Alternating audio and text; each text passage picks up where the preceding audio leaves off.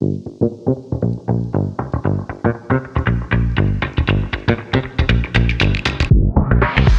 New Year, everybody. Welcome to the very first edition of Talking Elite Fitness of 2024. Sean Woodland and Tommy Marquez here with you.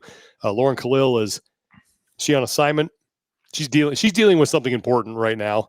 Another side of the business. So we have divided and conquered here. Tommy, how was the New Year's? It was good. I was treated to a New Year's Eve nail biter from my Dallas Cowboys. Ooh, and some controversy in that one. A little bit of controversy. Yeah, I think as more details have started to come out, it's less and less controversial, given some of the stuff that was missed on the other end, as well as Dan Campbell admitting that he was trying to trick out the Cowboys with how they reported. Yep. So when they were having 70 report the entire time, and they made it intentionally confusing, and then as a result, it worked against them. And the mistripping call was bad. They wouldn't even gotten the opportunity anyway. So all good on my end, and even better, Eagles lost to the Cardinals. So unbelievable. That was not expected. Eagles got to figure that out soon. So they are a team, but you know what? These teams in turmoil, they can kind of somehow, I don't know, like it happens in the NFL, right? Like the Rams caught fire at the right time in the playoffs. Yep. Who knows? So this is like, it's the whole Hawkeye thing. Don't do this. Don't give me hope. Don't do this. Yeah, exactly. Don't give me hope, because now you start thinking about, well, maybe if they didn't. No, they're maybe going to win one game tops in the playoffs, and they're going to run into one of the juggernauts and probably get shown the exit. But you know what? They weren't supposed to be here this year, so they're ahead of schedule. So that's good. And it's a great day across the board, because wait, let's see.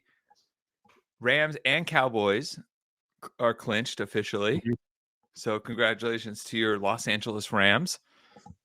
Remember when everyone thought they would finish bottom of the table this year? No, absolutely. And they could legitimately have the offensive and defensive rookies of the year without having a first-round pick. Yeah. So we shall see. Draft picks. Don't need them. Don't need them first rounders. Don't need them. What we're going to do today, we're going to have our good friend Noah Ohlsen on the show. We're going to talk to him about his upcoming season and a little bit about Wadapalooza. We're going to wait on him to show up. We're doing this live, so we're just waiting on Noah to pop in here. But you also recently did, for those people who don't follow you on social media, you did the 24-hour standard row with two of your buddies. I did. It was, you guys beat your goal, right? Because your goal was what, 320,000, 10,000. Okay. So we thought at the very minimum 300,000. We have to get that.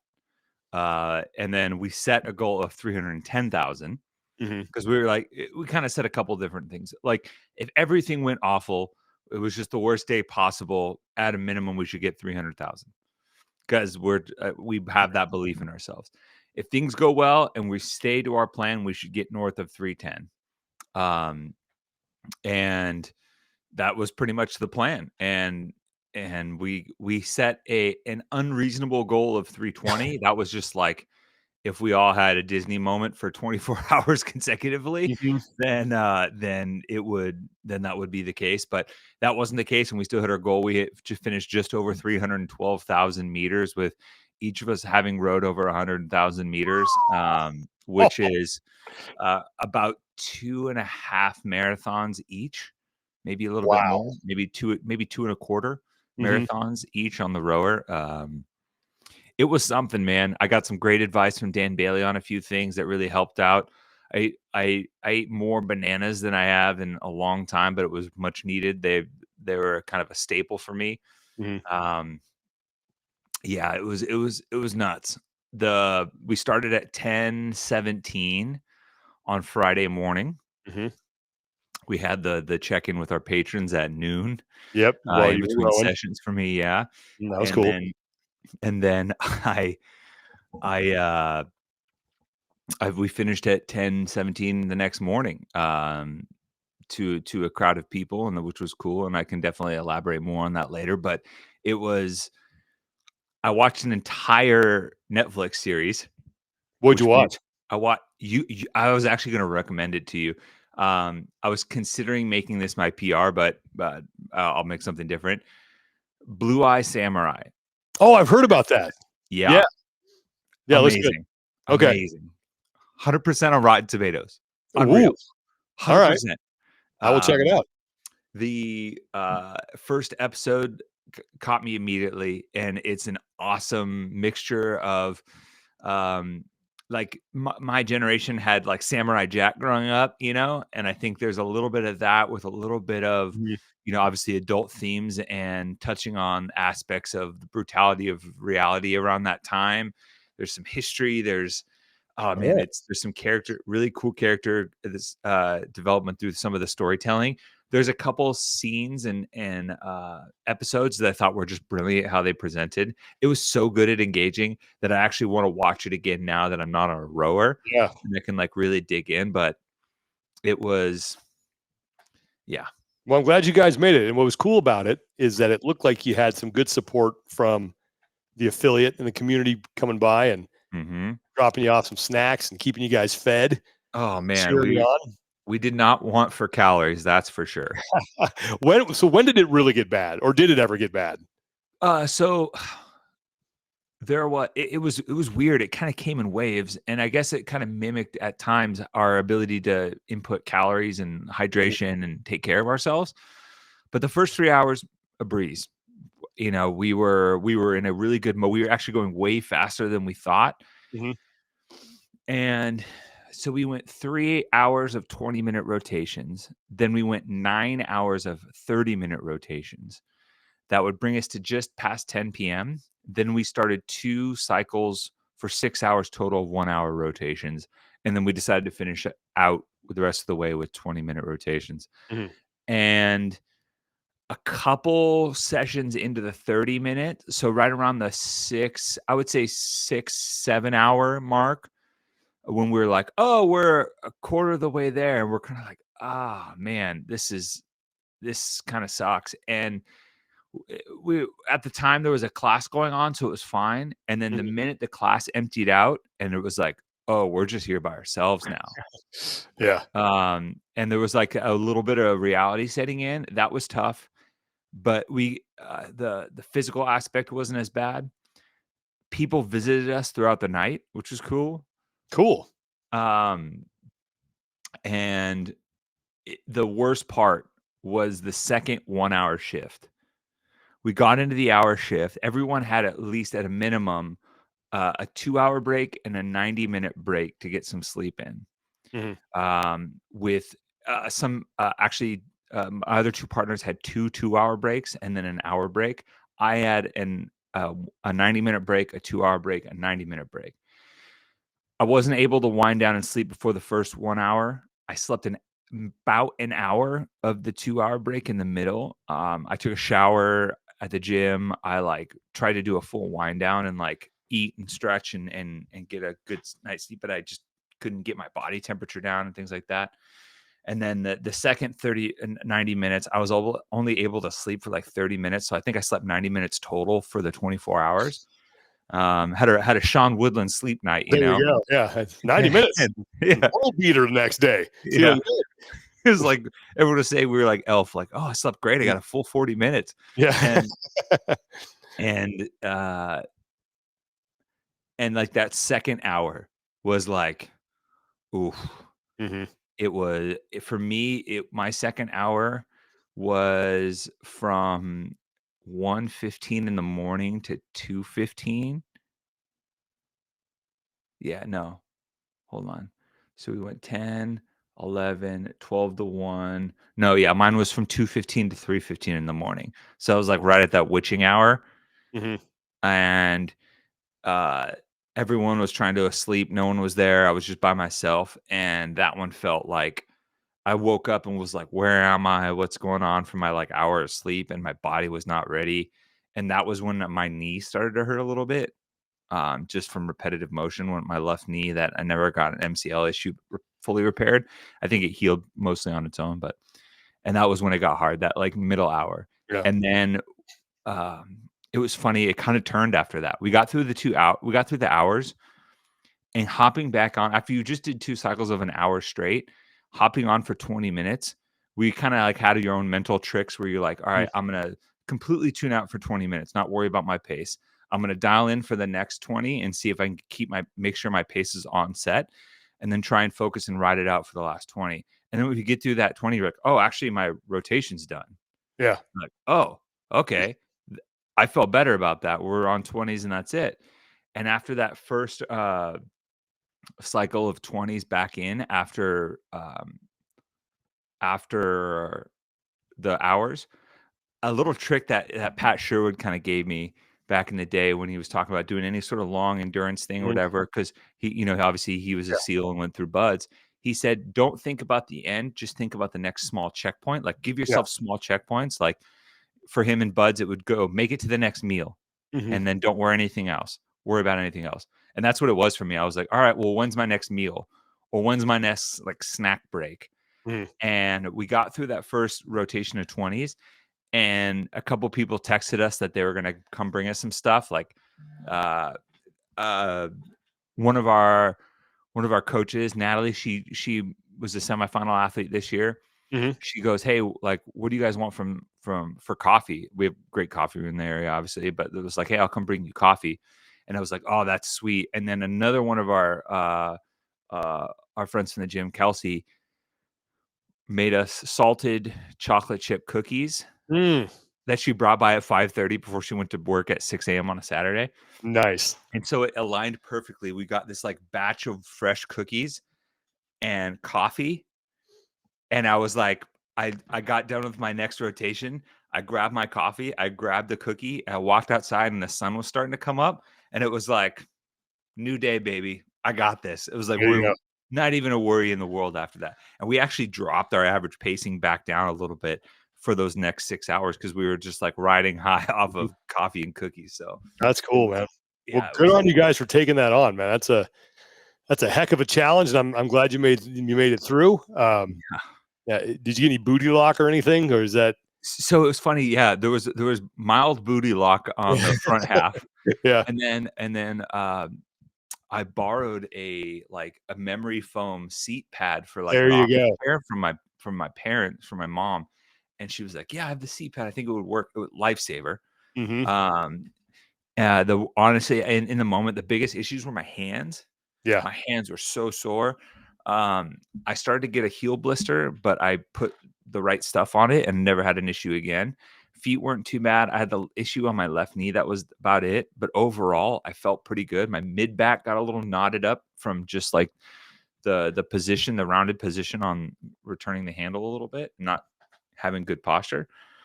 But at the end, at that point, it didn't matter. And by the time people started showing back up for morning classes at the gym, it was great. Annie Sakamoto came by. Nice. I was just like, hey, you want to hop in? You take my next rotation? And hell no. Yeah, she was like, no, absolutely not. She one of my pulls is 3 pulls. Also, we were in the back corner of the lifting room of our gym, so it was just like the meat locker back there. Yeah. It just smelled like beef and cheese and broken dreams. And it was it was something else. But that's awesome. Yeah, it's funny because we were like, I don't think we'd do this one again. Like and I'm like, yeah, whatever. Like, I know you're gonna do it again. It's gonna be like, it's gonna be the Rick and Morty meme. Yes, OB, I'm in. Whatever crazy thing comes up next, so you guys are gonna do it. Don't kid yourself. 1000%. I told him, I was like, don't let right now be the dictator of what we do in the future, because we are in a weird place. And like yesterday, I got a text, and someone's like, I think from our group, I was like, they're like, I think we should do another challenge, and all of us were like, in immediately. So. But all right. Well, speaking of let's bring in our guest for today. He's a 10-time CrossFit Games athlete. He's Noah Ohlsen. Noah, how you doing, man? I am well, fellas. How are you? We're good. Listen, I would be remiss. I know you just got back from the vet, and I just wanted to check in on old Maximus. Is he doing all right, or is this like a routine checkup? Everything okay? Max is okay, I believe. And I don't want anybody to be alarmed by that. He's 10, which you wouldn't be able to tell at all. He seems like he's 5, which is great. And I think you guys know sometimes there's just that intuition that you have with your dog. I could tell he was not feeling great. Just his behavior was a little bit different. And I think he was kind of trying to communicate to us that he didn't feel well. So decided rather be safe than sorry. Took him in. They drew a little blood and did a checkup, and hopefully all is well. All right, good. Well, yeah. Thank you for asking. No, absolutely. You know, Maximus is one of the official dogs of the show, so we got to make sure he's he's doing okay.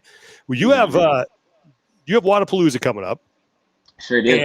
And you have a larger thing in front of you, which is you're going team this year.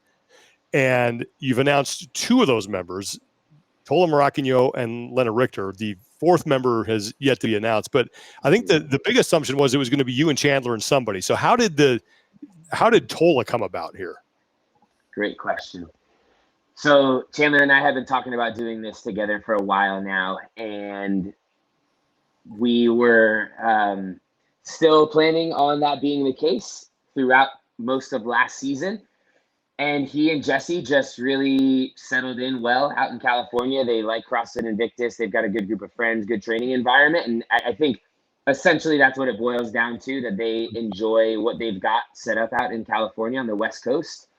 And I've got a very established setup here on the East Coast in Miami. And it didn't really make sense for us to try to meet somewhere in the middle or to go back and forth. And so we decided to part ways for this particular season. And we'll see what happens in the future. But ironically, Chandler and I were kind of going through a list of guys and girls that we could have recruited as a secondary team to train with last season. And Tola's name on the list that I had mentioned, Chandler wrote a note next to it and said, Tola's the best guy for this in the space. If you can get him, you should take him over me. Said it playfully. I kind of brushed it off at the time. Now, ironically, when Chandler was unavailable, I reached out to Tola and he was. So Tola's stepping in. It's going to be myself, Tola, Lena, and one other individual female games athlete. I don't want to announce it on behalf of everybody. I think we were going to do an official announcement thing soon. So she's an individual games female. And I am very excited that the 4 of us are going to be coming together. Everyone's moving to Miami, and hopefully it's going to be an awesome year. All right. So you gave us some breadcrumbs there. I'm starting to process a little bit. Individual games athlete needs to move to Miami. Okay. That means my original guess is wrong. So yeah, I'll have to get back to you after some research. Okay, cool. As a whole, but I mean that in that process and developing, what considerations, honestly, for you and you've settled on some fantastic teammates. What were some of the things that you're like, all right, I think these are going to be the components that are required for us to be successful? Yeah, I think probably number one most important element, and I would imagine you guys would agree to this, is talent. I wanted a handful of athletes that were very, very talented, had been doing this for some time, had proven themselves in some capacity to be strong enough, fast enough, well-rounded enough in general. The team experience thing, I think, is beneficial also to have both on Tola's side and Lena's. They both bring a lot of team experience. Lena's had 3 years of team experience on the podium at the CrossFit Games. Tola has competed, I think, 5 years at the Games on a team. 1 year has been on the podium.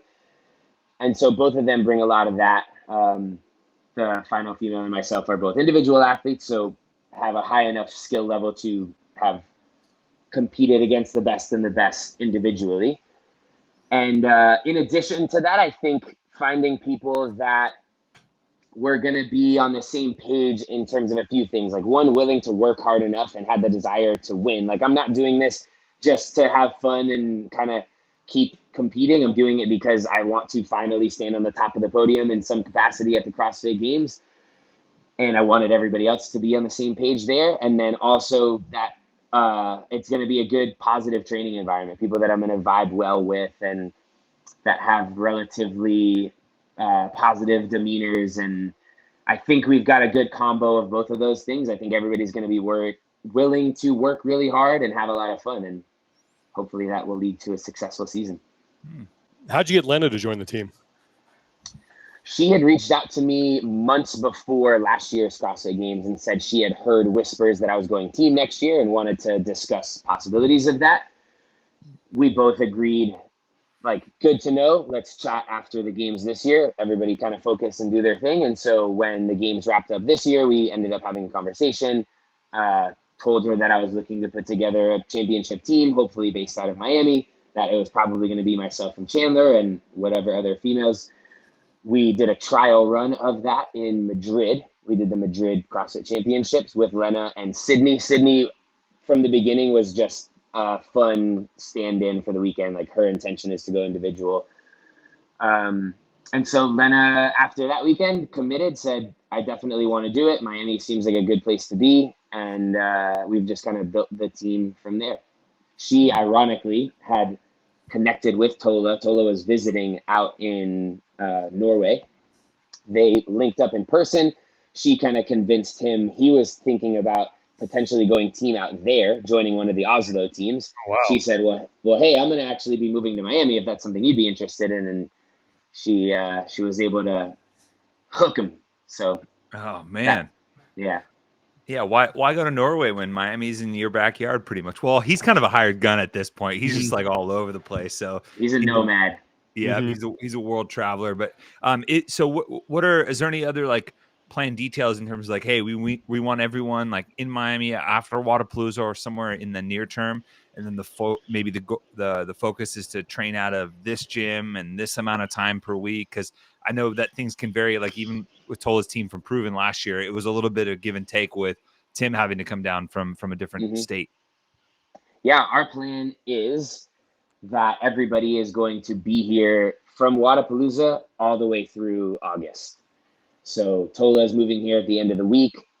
Lena is waiting on final detail here before Wadapalooza is the plan. Fingers crossed. That was a little more complex than I think we had anticipated. And then the final teammate is going to be Lena's teammate plus Annika Greer at Wadapalooza. So that's a giveaway once you guys find out who that is. But we should have all the pieces of the puzzle in place by early January. And we're going to train together 5 days a week for the entire season, which I think is going to be really, really important and beneficial for us. What has been the biggest adjustment for you in just a short time that you've now been, quote unquote, on a team about how you train and prepare as opposed to when you were an individual? Not much yet, I will say. I thought it was going to be, quote unquote, easier, less volume, less intensity. And maybe once we get to the swing of things during it will be, but thus far, it's been not much has changed. I feel like I'm still training like an individual. I feel like I'm still performing like I was as an individual. And that's kind of tough, that a part of me feels like, hey, I still got it enough to like hang with the big dogs. I could go to the games and maybe finish top 10, but that's just not as exciting to me. And so I think that I'm confident in my decision to switch gears. I'd rather go win the games as a team than take 10th place as an individual. How did you uncover that? That's that sort of revelation for someone that always brings so much passion and enjoyment to the competition floor. It can be sometimes a masking agent for people to really understand where they are in their career and make those difficult decisions to shift gears. I know we've talked in the past about journaling and reflection and stuff like that. I'm curious if there was anything in particular that kind of helped you unearth those feelings and be able to kind of make it more definitively. I think just the last few years in general, probably the last two more specifically, I've been having those kind of subconscious thoughts about, well, it started with doubt, really, the doubt in my ability to win the games individually. Once that became more constant, to address it, I had to figure out, well, okay, are you going to double down and work harder and fight against the doubt and try to stay an individual and win the games? Because that's what I signed up for when I started doing this 10 years ago. It was always to try to win the CrossFit Games, and I've been close. So when I did make that decision, I think that was probably like the 22, 23 games. That was me doubling down and saying, I'm not ready to give it up yet. I'm going to empty the tank and try to accomplish this once and for all. And once it didn't happen those 2 years, that was kind of where I had set that boundary for myself that, hey, you try it 10 times in a row, 10's your allowance. Once you've reached the 10th time and have failed to do so, then it's time to move on and try to recreate that passion elsewhere. You said you'd rather you win as a team than go finish 10th as an individual. Has this team pursuit maybe rekindled your love for what you do and the amount of fun that you're having? And if so, how has it done that? I don't know about the fun yet. Definitely the like, I as an individual, the last couple of years, I was showing up like I'm gonna do my best, but I'm not really sure what that's gonna get me. And so it was like this neutral approach in terms of energy when I stepped onto the floor. As a team athlete, I think because it's a lot more realistic in my mind that we could win, that has me like really fired up to try to do so. Because it's right there, it's within my grasp. I think winning as an individual the last year or two has felt so far from my grasp, even though I was going for it. This feels like it's right there, and I just have to do everything I can to make it happen. So I'm definitely fired up. I think the fun will be there throughout the season, but I am a little nervous because last year when myself, Chandler, and Travis were going to attempt to repeat our Wadapalooza title, it felt like there was a little less fun because there was more pressure. We had done so well the year before. Our expectation was, hey, it's win or nothing. And that all of us were feeling a little tense throughout the weekend, and we didn't win, and it was less fun than it was the year before. So we'll see. I'll try to do my best to balance that throughout the year, but I definitely, more than anything, want to win. Yeah, and obviously you mentioned right there, focusing on keeping that balance looking forward. But we're 2 days into the new year now. You're actually our first episode of the new year. Wow, look at that. You recently had a nice post where you kind of reflecting on 2023 as a whole, and it was a pretty awesome year for you, including getting married and all of those all of that exciting stuff for you. So what are maybe some major lessons and pieces of growth from this past season that you're carrying into 2024? That's a great question. 2023 was an amazing year. Mostly that was the big one for me, was getting married to Joanne. We've been together for 10 years. She's been by my side for my entire career at the games, which is very cool and special for both of us. So I think with it being the year that we got married, with it being my 10th and final year at the games, I was just trying to appreciate all of last year, make it feel like a celebration of all the good stuff.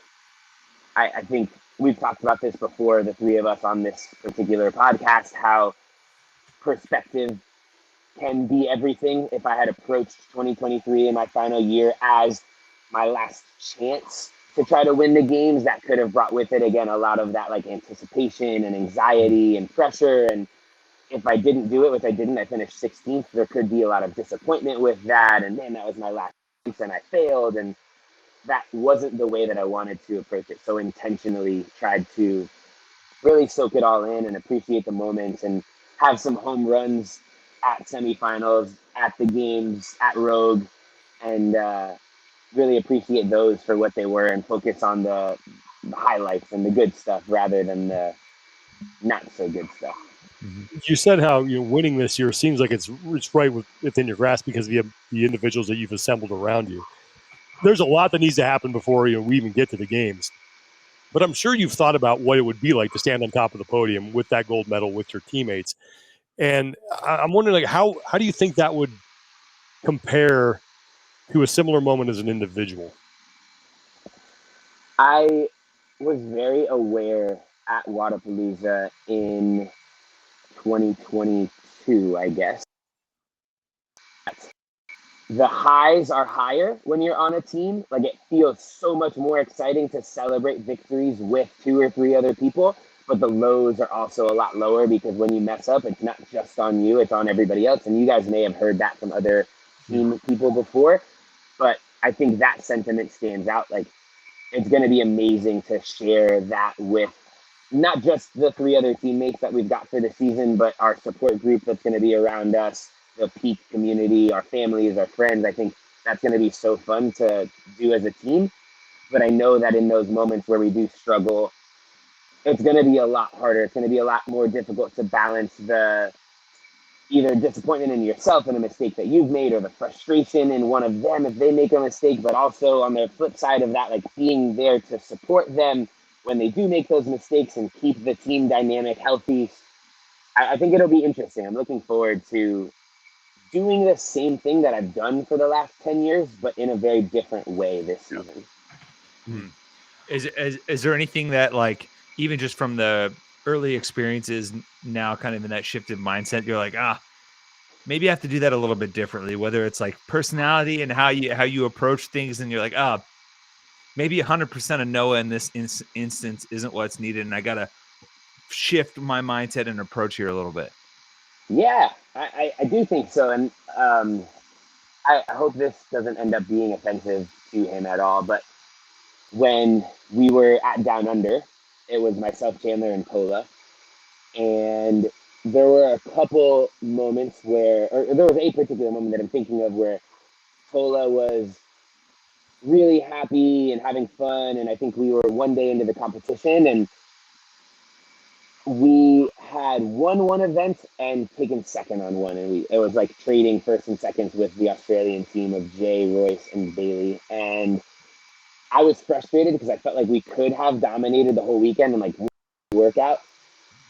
And I remember Tola saying something about like really enjoying my enthusiasm and my positivity. And it was funny hearing him say that, because in the back of my mind, I was thinking about voicing a little bit of like tough love to him in the sense of like, hey, I know we did okay yesterday, but we can be great. Like, we got to dig a little deeper and really execute in these certain few moments. And so for me in that moment, finding the balance of like, okay, I want to continue down this path of positivity, enthusiasm with him. I don't want him to express that and for me to shut it down and be like, no, we need to do this. But I also want him to be aware that even though we're having fun, our priority is to win. So we gotta make sure we do both. Yeah. So anyway, that's just a small anecdote that happened more recently that I think there will be many cases of throughout the year.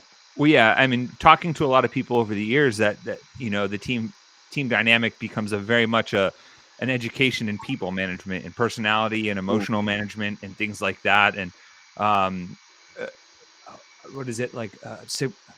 Kind of subjective circumstance, right? Because in that moment, you feel like, hey, we could be better, but what's required for you to do that may not be what's required for someone else. And in that moment, Tola may be feeling like, I'm operating at my best because of this carefree, you know, and it's hard to figure out what that is. And I think that's what makes the team dynamic so fascinating. Totally. Yeah. Finding the balance between pushing your teammates hard enough to be victorious, but not so hard that they end up resentful and burnt out. And yeah, I don't have any experience in that really for a long period of time. I've done the Wadapalooza weekends and the Down Unders where we have got a week of prep and then the competition. But seeing how that ebbs and flows throughout months of training together will be a good learning experience for me, and something that I intend to do for the next 3 years. Ideally, I'd like to create a dynasty where we win the games multiple years in a row, and this is just the beginning of that, hopefully. Every team has a quote-unquote leader, and I don't know if you guys have figured out who that is on your team. It would seem like it, just because of all your experience, it might be you being kind of the guy who's putting this all together. Is that the case? And if so, you know, what are the challenges that come along with that? Yeah, it's interesting because Tola and Lena both have so much experience that I think they're going to contribute a lot and be leaders in many capacities. I think if we had to kind of pick a team captain, the guys and gals have said that they would love for me to be such, and I'm honored by that. I think it's I don't take that for granted at all. Like that weighs heavy on me. I want to make sure that I show up for them, and I'm organized from a financial perspective. Like Guido and I behind the scenes are trying to put together a package for them to feel proud to represent Team Peak at the games all season and on the competition floor as well. Like I want to lead by example, and I want to show them how hard I'm going to work so that they can match that and we can be successful. So. That's another aspect I'm always curious about too, because we've seen it definitely more so in the recent years with like teams essentially flying under a particular banner. but that it is another dynamic where you as an individual, you have your sponsors, you have the people that you've worked with and the business relationships and the financial dollars and cents stuff behind that occupy the nuts and bolts of this space. But now you essentially have to make that an attractive opportunity for other people because it's their career as well. And as from a leadership standpoint, it sounds pretty daunting. Yeah, it has been. It's cool because I think for me, having been an individual doing this for so long, being fortunate enough to have made a significant income over the last decade, I am excited for the opportunity to be able to provide for 3 other people. And they're doing a great job of that themselves. I don't want to take anything away from them. But I think that there are opportunities to work with brands that they've never worked with before that they're excited to partner with that I already do. And potentially some new ones that they bring to the table. And collaboratively, I think there could be some cool branding opportunities throughout the year. It's relatively clean slate from the other 3 guys. So we'll see. I'm hoping some cool partnerships end up getting put in place really soon. We're about a week away from Wadapalooza, and that's you've grown up with this competition. And what's it been like for you to see this thing go from kind of this local throwdown to now, one of the, I guess, crown jewels of the off season? Yeah, it's really cool. And the personal relationships that I have with the people that have started and now run the events are really special for me. Guido Trinidad being the one that started the event now doesn't have his hands as deep into it and has kind of passed the torch to Dylan Malitsky, who is somebody that I went to college with. We both started doing CrossFit at the same time. He and I started the Canes CrossFit Club at the University of Miami back in the day. So we both have had a long-standing relationship, and it's cool to see how we've evolved in the sport, just kind of in different directions. He and I, like I went the competitive route, he went the business and leadership / competition route. So I'm really proud of them, proud of what Wadapalooza is for the community. I think it's a really exciting, fun time. This is a shameless plug. I hope you guys don't mind. I don't know if there's any conflict in it, but Plunge is one of my sponsors, and they just told me today, this is the only reason I'm mentioning it, that they are doing a little giveaway for the next 2 days that somebody can win 2 free tickets, 2 like elite tickets to Wadapalooza, airfare and hotel covered. So I don't know if you guys already have plans to be here, but if not, I'm going to post a thing here shortly that you can sign up to win all that.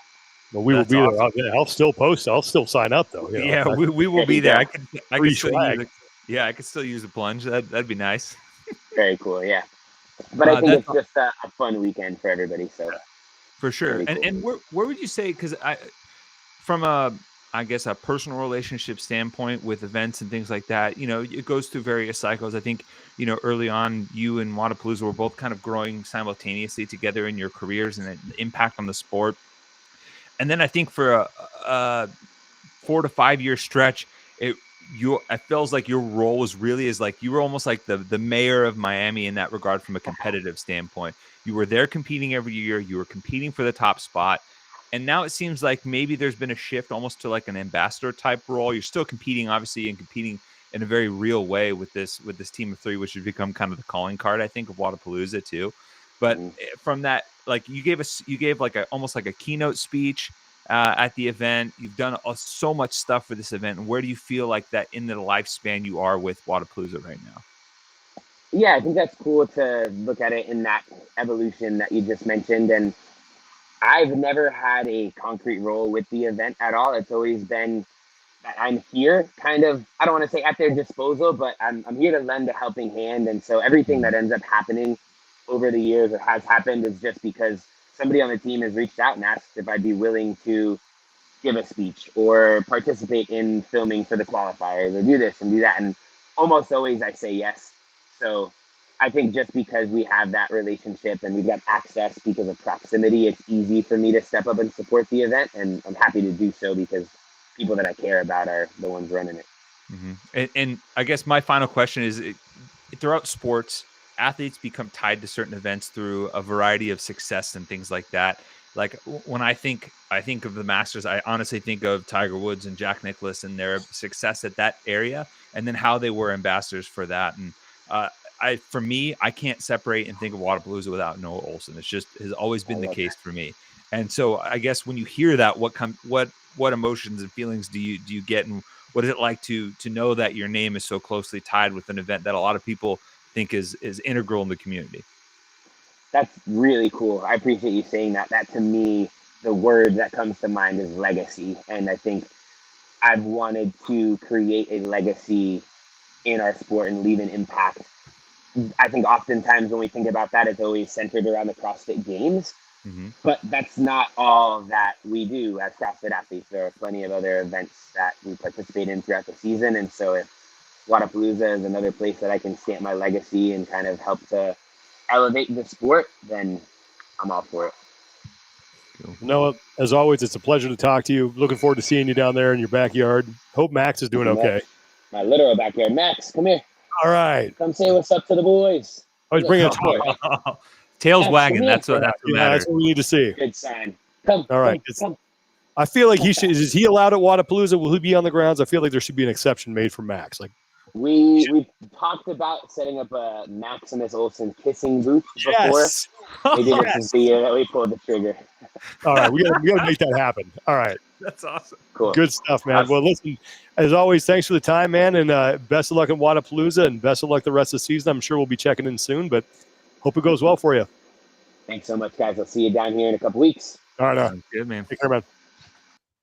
Noah Ohlsen, what a just fantastic human being that guy is. Just a great dude. Just a big ball of positivity.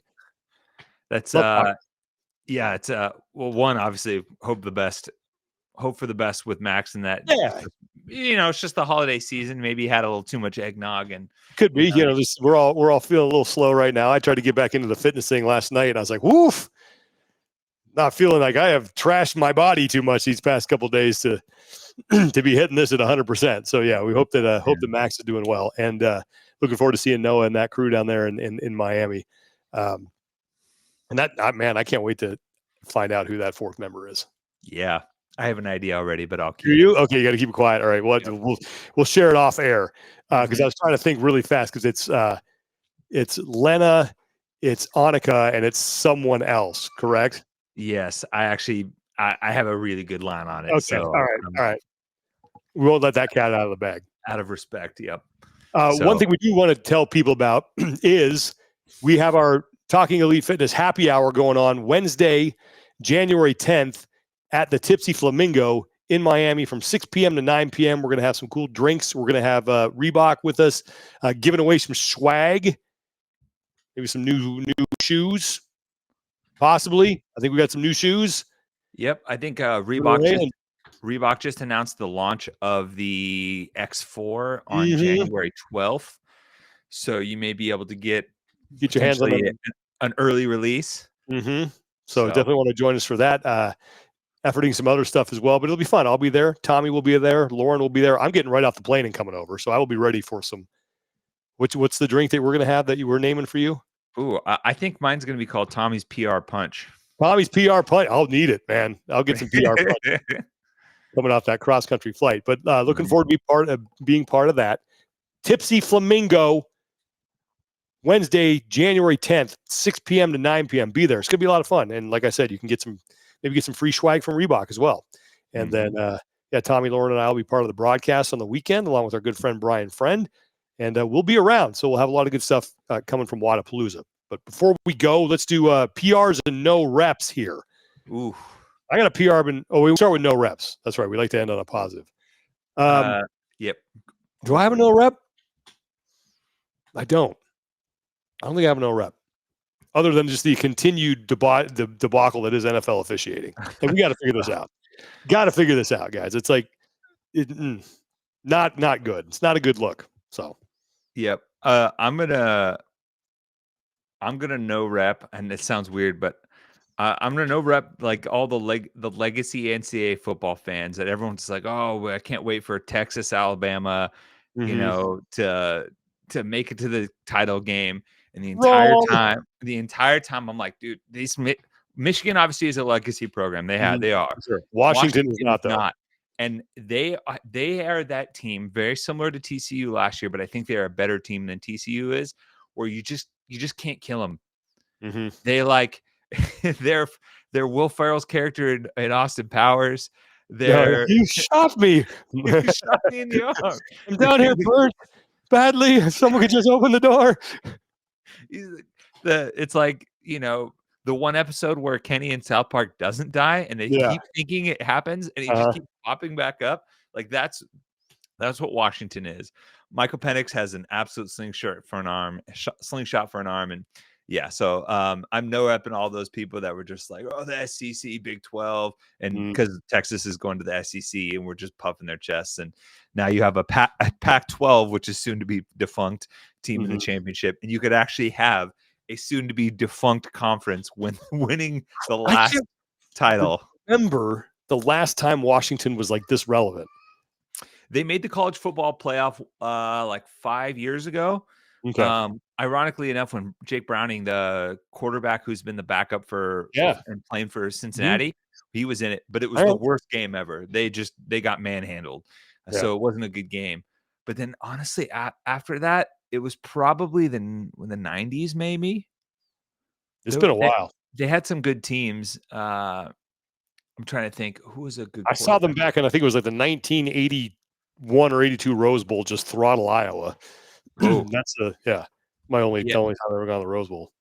Yeah, Washington used to be a frequenter of the Holiday Bowl. Yes, back in the day. And that used to be played in San Francisco. So I used to, people in our area used to go watch that all the time. I think it was Emerald Nuts Holiday Bowl. Yes. They moved that to, like, they used to play at Pac Bell Park too, didn't they? Yep. Which is not a football facility. That shows you how big of a deal it was. They try to play a football game in the outfield of the Giants' home field. So. PR. You got a PR? I got a couple. So Marquez Tuiasosopo, that was his name. Yes, his name I remember that name. Back in my head. I got 2 PRs. One, I'm obviously PRing the West Fitness family and their support of us. Megan Combs, who you saw, brought us food. My friend Courtney Rousseau brought me Chipotle. We had Shanta brought us fresh baked banana bread. We had Lindsay go get us water and supplies and candy and high chews. Kelsey brought cookies. Talbert's brought us coffee. It was awesome, and they support us through and through. Sam Hudson showed up in the middle of the night, and he worked out at like 9 p.m. to give us company. Max got Go-Gurt. Max, you gotta give him some yogurt. You good, dude? All right, yeah. Yeah, we're not pushing buttons right now. Thank you. They deserve a PR through and through because they were the best, along with my teammates, and just the awesomeness that ensued there.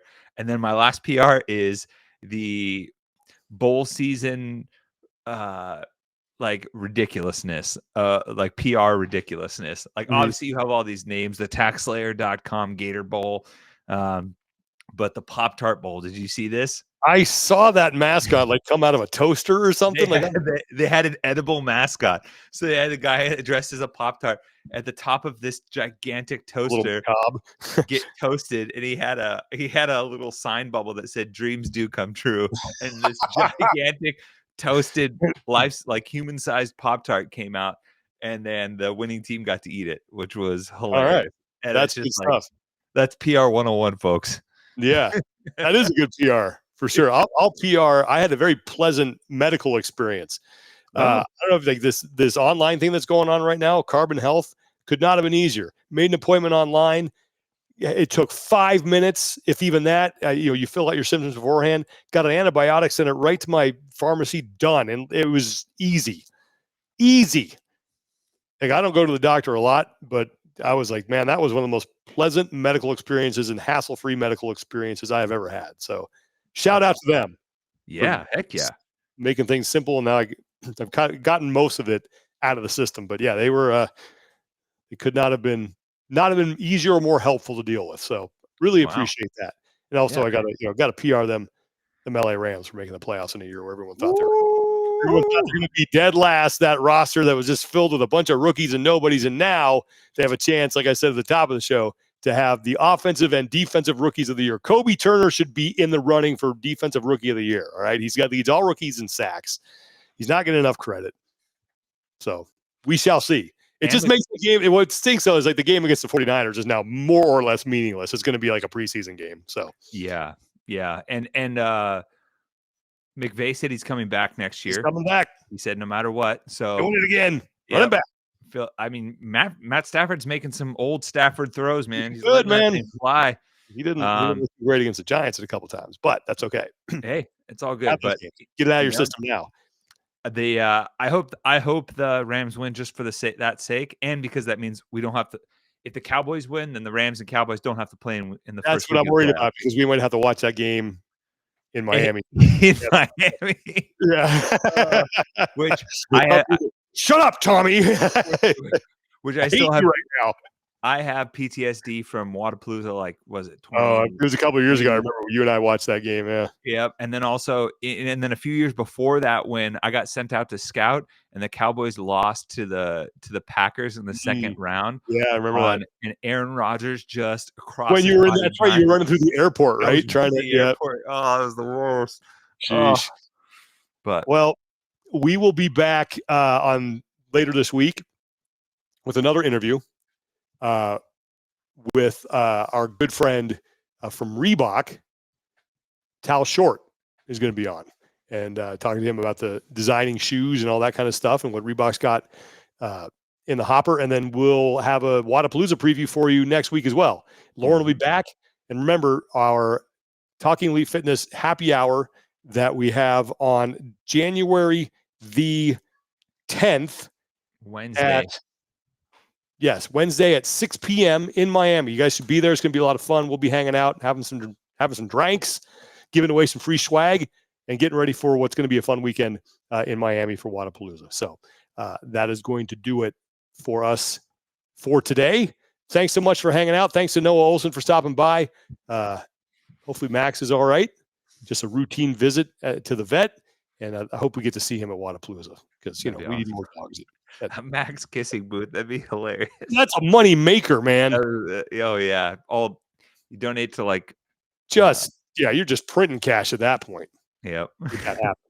All right, everybody. Thanks so much for hanging out. We'll talk to you later in the week. For Tommy Marquez, I'm Sean Woodland. Take care of each other, be better, and we will talk to you guys next time.